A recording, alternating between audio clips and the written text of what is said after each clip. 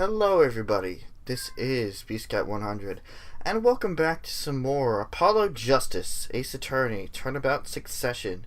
In the previous episode, we had went 7 years into the past to Phoenix's last trial, where we are defending our client Shadi and Igmar from the accusation of murdering his mentor, Magnify Grimiri.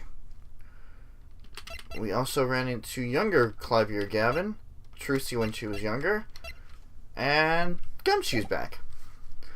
And now we need to have a serious talk with our client. So, if you like what you see, leave a like down below, comment if you have anything to say, subscribe to me if you haven't already, and share with your friends that can join in on this investigation. April 19th, 11:21 a.m., District Court, Defendant Lobby Number 2. Very impressive, Mr. Rice. I have to say I expected nothing less. We've only just begun. I was hoping you could tell me a bit more about what happened, actually. I did not think you would believe me if I told you. Better that you discovered the truth for yourself. I was thinking of you, you know. I think we need less thinking and more talking. That night in the hospital, what really happened? Ah, the way your eyes gleam, Mr. Wright. You'll scare Suzie. Speaking of which, where is she? You have seen the problem yourself, the letter. The one shot in the forehead one, right? Yes, and the reason he speaks of. I could not deny my mentor's wishes, even if it meant my own death. Why not? This is something I will not say, for now at least. What's this for now business? I've done many things in my life, some well, some poorly. But this is a cross we must bear alone to our graves. We? You wanted to know about the night of the incident? Finally, this guy sure likes to take his time getting to the important stuff. Of course, I had no intention of shooting my mentor. I snuck into his room that night at the appointed time, and found there upon the bedside table 2 pistols. 2? Yes, the one I had used on stage, and the one that had been used by my partner, Valant.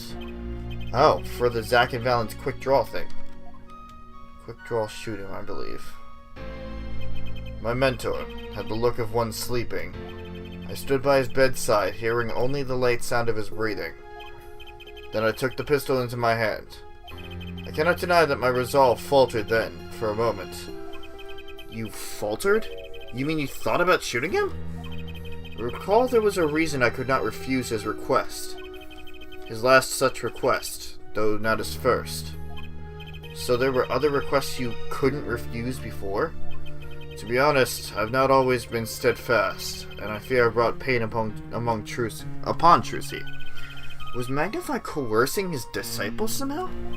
Just what was going on in Troop Grimiri?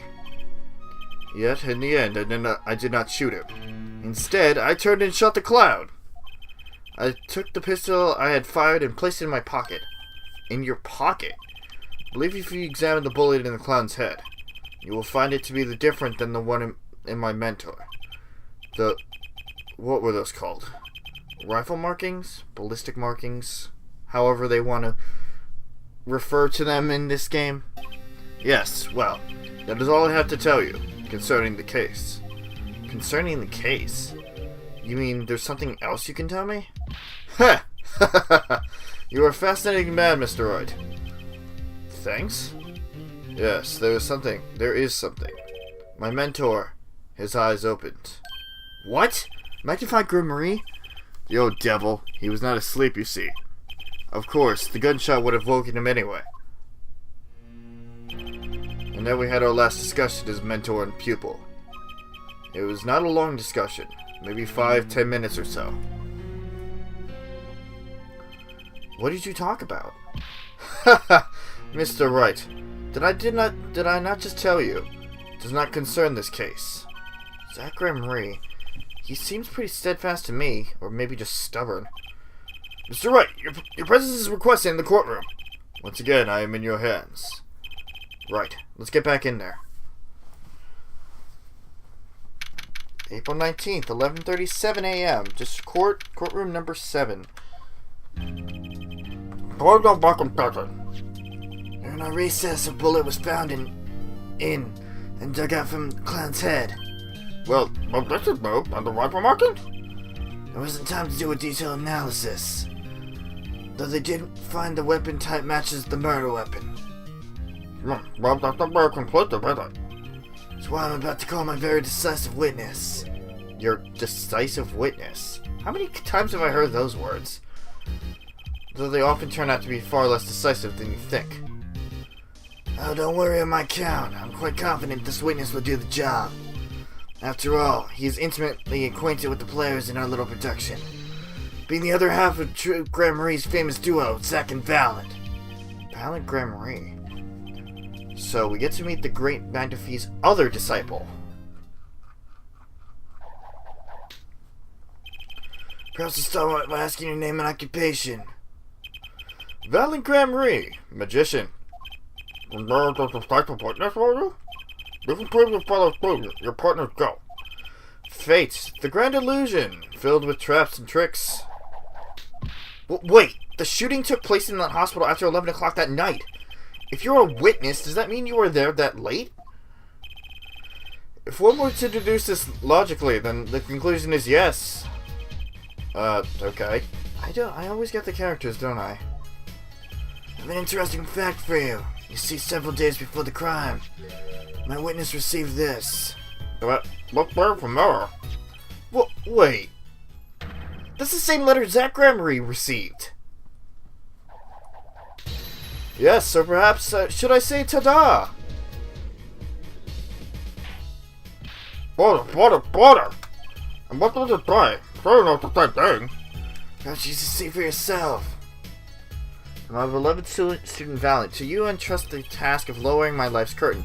On the 13th, 11:20 p.m., I will ready a gun which you will shoot one shot square in the forehead. You cannot refuse, and we both know the reason why. My practice is the same. The court accepted as evidence. That's most unusual, especially what was going on with you folks. Most likely was the trip they made up to. By which you mean? But I'm trouble visiting a man who would ask students to kill him. Both of them, no less. It's my opinion, Judge. From those letters, I'd say he was coercing them, not asking them. We walked the magician's path together, and in doing so, shared much of our lives. When people are so close, there is strain, a warping of relations, you might say. Yet this has nothing to do with the case at hand. By which you mean you're not going to tell us. Which makes me wonder even more about this reason they couldn't refuse. Well, let's get on with the testimony for starters.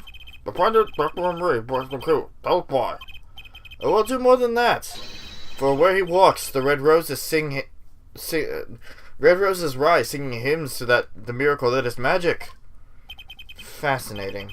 Though I hardly need to remind you that the evidence could just as clearly point to you as the suspect. The letter, the murder weapon, and now the 2 bullets found at the scene. In fact, the only difference in the way the designated time. As every magician knows, timing is everything. Yes, and now it's time to get this party fired up. Night of the crime. That night, I visited the hospital room at the time Magnify requested. The smell of gunpowder hung in the room, and my mentor had taken his final bow. I did not imagine my fellow student might have received the same instructions. Yet a deal with the dead is still a deal. Death's sweet kiss I gave to the clown. Then I informed the doctor and the police. So you were the one who reported the crime. Indeed, I would think. This fact alone would clear my name of suspicion. Let's not jump to any conclusions. But the testimony made to genuinely plumb before the conclusions in this part. But if the testimony proves to be true, then the defendant, Dr. Marie, is guilty. And if it wasn't Zack Gramarye, then the killer was you, Valant. And no disappearing act will get you out of that. Night of the crime. That night, I visited the hospital room at the time Magnify requested. which, according to the letter, was 11:20 p.m. Indeed. In magic, timing is everything. Right. Consider the illusion of teleportation. If I were to appear on stage before my stunt double has left, how would that look? Why, it would reveal the very secrets of my magic. As you reveal the very secrets of your magic for all of us, let's move on. You want to designate time, and what you see? The smell of gunpowder hung in the room, and my mentor has taken his final bow. So, you weren't worried for your own safety at all. I mean, you smelled gunpowder, yes? What if the shooter was still nearby? I did not consider this, to be honest. It is forbidden for a magician to have good imagination. Really? Isn't magic all about illusions and imagination? How about this? You were the shooter, which is why you weren't afraid. Now you're the one imagining. It is forbidden for a lawyer to have a good imagination. But it's very important to pause so quickly before responding. My forbidden imagination is trying to imagine things. I did not imagine my fellow student might have received the same instructions. Which brings us back to this reason neither of you could refuse. So it does, and my partner, he did not refuse. But Magnify wrote the same thing to you. Why could you refuse if Zack couldn't? Because I have a will of steel, of course. Trust the test, low my left curtain, 13th, 11:20 p.m. Already a gun which you will shoot one shot square in the forehead. You cannot refuse, and we both know the reason why. I also do this trick where I bend steel bars, so perhaps steel isn't all that strong. So which is it? Mind if I continue? Yet a deal with the dead is still a deal. Death's sweet kiss I gave to the clown. There were 2 bullet holes at the scene, one in the victim and one in the clown. You're saying the one who shot the clown was you? No doubt my partner Zack as much said the same thing. Yeah, because whoever didn't shoot the clown committed murder. I better dig around here a bit more and see what I can turn up. Mr. Valant, let me ask you something else concerning the crime scene. Namely, the number of pistols. How many pistols were there when you entered the room? By which you mean what, precisely? 2 pistols were used in the Zack and Valant quick draw shoot-'em, correct? 1 for each of you. You are well informed, yet only one of my old friends sat in the hospital room that night. What did Zack tell me back in the lobby? Of course, I had no intention of shooting my mentor. I snuck into his room that night at the appointed time, and found up there upon his bedside table 2 pistols.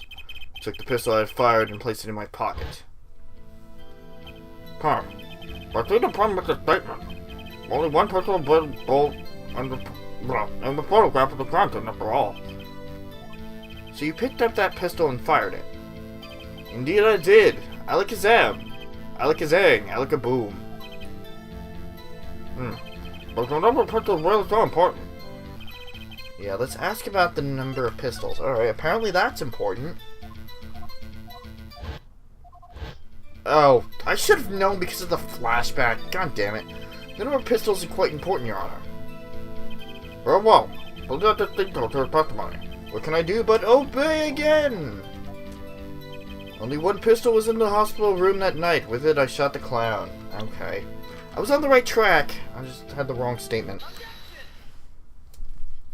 According to the defendant, Zack Ramree, when he entered the room... Jesus Christ, we're not getting anywhere right now. There were 2 pistols on that table. Bro. One of the pistols he used to shoot the clown in the forehead. Then he left with it in his pocket. Of course, this is what he would say. Like the hapless clown, we must assume our defendant had some brains in his head. Well, what about what Mr. Valant has told us? You see, there's something about his testimony that doesn't make sense. What might that be? I told you I took the pistol that was there and shot the clown. That's your story, at least. But the rifling markings tell us a very different story, Mr. Valant. Recall what Prosecutor Gavin told us. Compared the bullet taken in the victim's skull with the bullet fired from the gun. The rifling markings on the bullets were a perfect match. Yeah. Mr. Valant, if you fired this pistol, then you shot the victim in the forehead. Border! Well, this was all rather sudden. What have I done? Prosecutor Gavin? I'll record an apology. Sorry. Sorry for what? See, I was unaware that 2 of these unique pistols were crafted. The absence of the rifling marks only proves the type of gun that fired them. But that's not what you told us before. You said you verified the murder weapon. That's why I'm apologizing to you now, quite sincerely I might add. Would you hold me accountable for a mistake made in my youth? That was just this morning. I'm still young, and I might add, it wasn't really my fault. The defendant had only admitted he took 1 pistol from the scene of the crime. We would not be having this pleasant discussion now. Cool. Welcome, Yes, Your Honor. You're presented to this court as a decisive witness, but you've proven to be more divisive than decisive.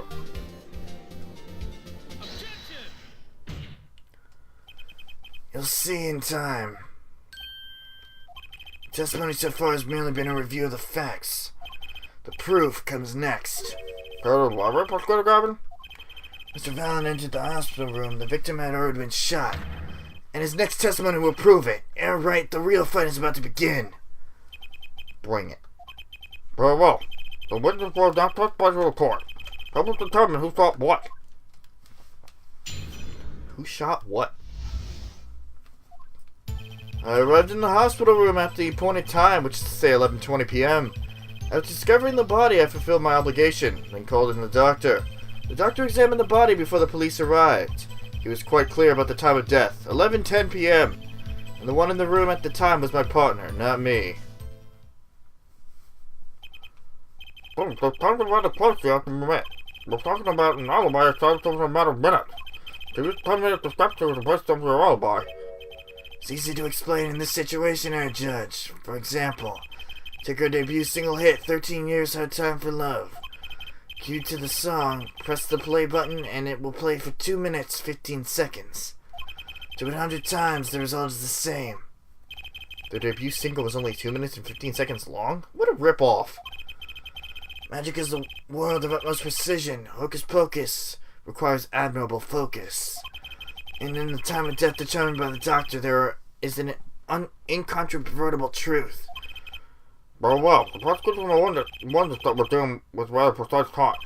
We can expect to cross the evidence to require the same level of precision. I hope the defense refrains from its customary broad sweeping accusations, lest we blur the focus this case so clearly demands. Quite taken. This is remarked will result in a penalty. Carry on, Mr. Wright. Carry on. Right. Who shot what? I arrived in the hospital room at the appointed time, which is to say 11:20. Discovering the body, I fulfilled my obligation, then called in the doctor. The doctor examined the body before the police arrived. Did the doctor say anything concerning the cause of death? Why, yes. I believe he screamed, "My God, he's been shot in the head!" Doesn't take doctor to know that. I believe I would have much said the same thing. I've penned the requiem that arose in my soul at the horrid sight. Whatever happened to a good old-fashioned investigation? In any case, I believe this is nothing more than what we've already learned. Still waiting for one of those right moments, Air Attorney. Well, mind the principle of my own penalty. Proceed with that in mind. Yes, Your Honor. What a pain this is turning out to be. It was quite clear about the time of death, 11:10 p.m. The one in the room at that time was my partner, not me.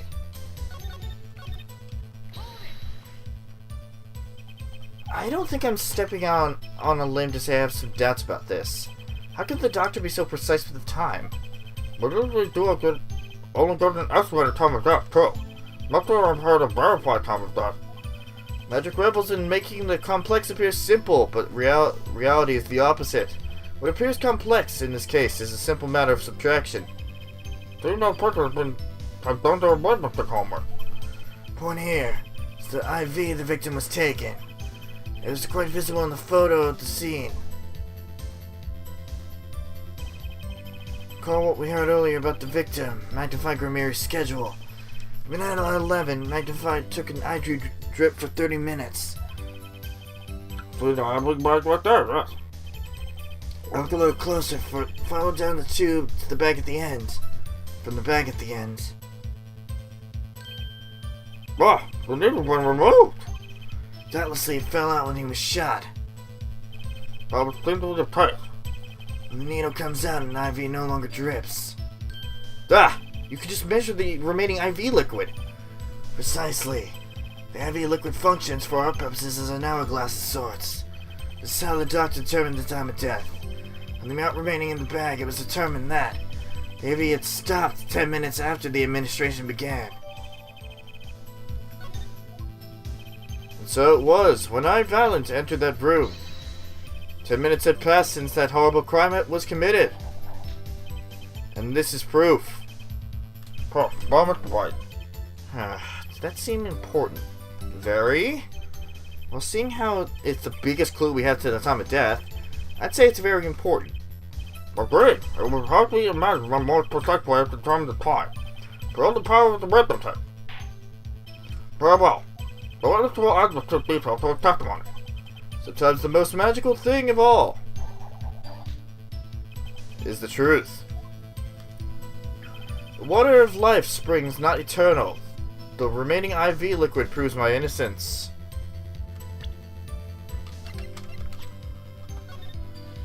A tumor, 3 months, chronic diabetes, requires regular insulin.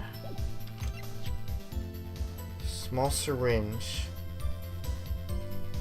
Insulin shots. Been washed, no sign of use.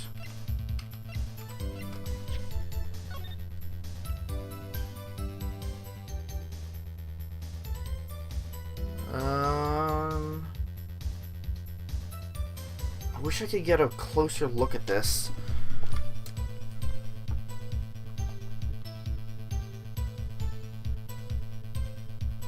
It fell out.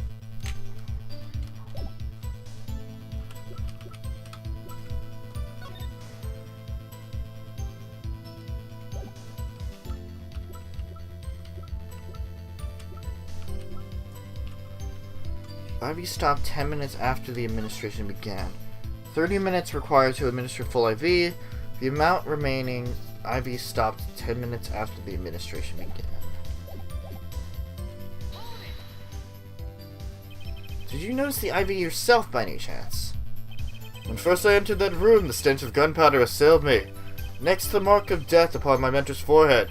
And then, his left arm did I spy a rose drooping and wilting. Its thorn, the discarded IV needle. Not from the vein, but the force of the shot, luckily for you. If that IV had not been there, why, you might be a suspect. Indubitably so. I might say it's thanks to my lucky color. Your lucky color? Indeed, even today I wear it proudly upon my suspect self. For it always, without fail, brings me luck. Why, when Zack and Valant won their first Magician's Grand Prix. Yes, the very one held by the Association of International Magicians. I think that's a callback to the first game. With, oh, what's his face? Shit. The magician from the Big Top Turnabout. Or maybe that's the second game. No, it's the second game. I was adorned in this attire too then, and as our trophy, a bust. Ah, what day that was. Ugh, this is one trip down memory lane that no one needs. Okay, alright. Fuck, what was Max. That's what it was, Max. There. My lucky color, yes, and that IV too. I say, it was a huge, especially for me, Valant. There's going to be a person there. But I'm at the right, but he thought on the testimony. Valant sure looks happy with himself. Okay, how about this, this lucky color testimony? There's contradiction. Certainly sounds like your lucky colors brought you plenty of luck. But not this time. Mr. Valant, your lucky colors betrayed you. I'm afraid you've lost me. Your Honor, the witness's testimony just now clearly contradicts the evidence. What? Please recall my warning at the beginning of the cross-examination, Mr. Wright. Plaintiff's accusation will be duly penalized. We hope this latest accusation is well based.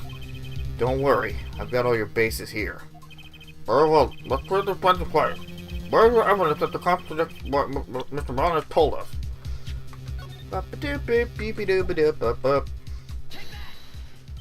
The crime scene tells all, Your Honor. What is content? After this talk of colors, me yearning for the black and white. Clear-cut simplicity. Tell us they're right. Just where is the contradiction in this photo? My pleasure. And I assure you, it's quite simple. But I can't promise anything in black and white. Let's hear what Mr. Wright has to say. What does this photo contradict with the testimony? Right here. If Valant claims that his lucky color is yellow, what he's wearing, then this clearly contradicts it, because it's green! Take that! Valant Marie, let's get one thing straight about your lucky color. It's yellow, yes? Kinda takes the mystery out of it, but yes. Something wrong there, Mr. Wright. Yes, there is. Decisively wrong, in fact. Take another look at the photo of the crime scene. What's this? Confusion, doubts. Tell us, what do your elderly eyes spy? Read my elderly eyes can see a problem here, Mr. Valant. Look at that IV bag. Ah! But what is this? What foul magic? It would be hard to call the IV liquid yellow, and I'm afraid no magic was involved in the taking of this photograph. Ugh. Cause no!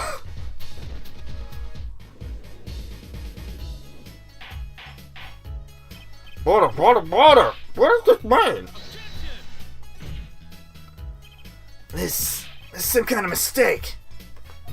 That's what's going to happen. But what is the mistake? The greener they are, the harder they fall. Suppose there's no substitute for experience. Valant Marie, as you reminded us several times, your lucky color is yellow, but the IV is clearly not. Well, this contradiction can only mean one thing. And to think, you almost had me. See your true colors now, Ace Attorney Phoenix Wright. Don't you like to tell us what's going to happen? As far as the court can tell, what in this testimony does not come to describe it. Yes, contradiction. One that I shall be pleased to hand right back to Mr. Wright. How do you mean?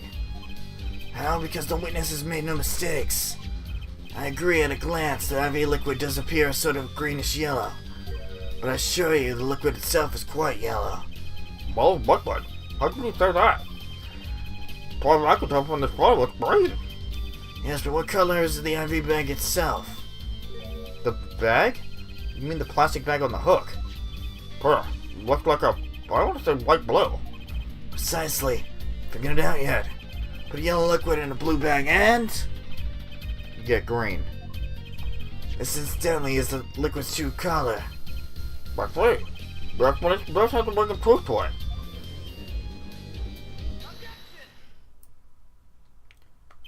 As I thought. There's no substitute for experience, Prosecutor Gavin. What? You may tell a good tale, but you've just proven something rather grave. For you, that is. Grave? We're gonna end it off here. I know once I cut out my fumbling around, this episode is actually gonna be kind of short, but I want to save some content for the next episode. So I have a feeling we're gonna be wrapping up this case, or this 7-year flashback, next episode. So be prepared for that. Thank you guys for watching, and see you guys later.